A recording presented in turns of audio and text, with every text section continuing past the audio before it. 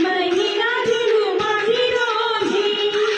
बैसाख बर्फी फुला वालू साई जेठ जलेबी जोवाळी लाडू आषाढ महिन्यात रसाला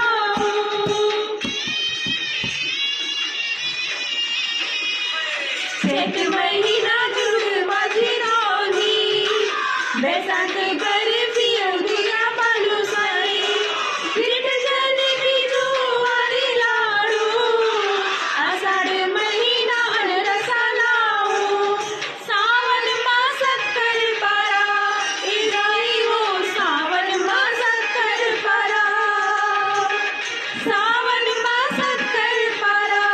ए गाई हो सावन मासात करपारा भागवा बुझिया मोई मोमाते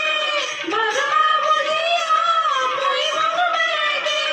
मनला मोहे मोर मनला मोहे गोरी गोरी नरियल चढ़े हे दाई रो लाली लाली चुनरी ओढ़े गोरी गोरी नरियल चढ़े हे दाई रो लाली लाली चुनरी ओढ़े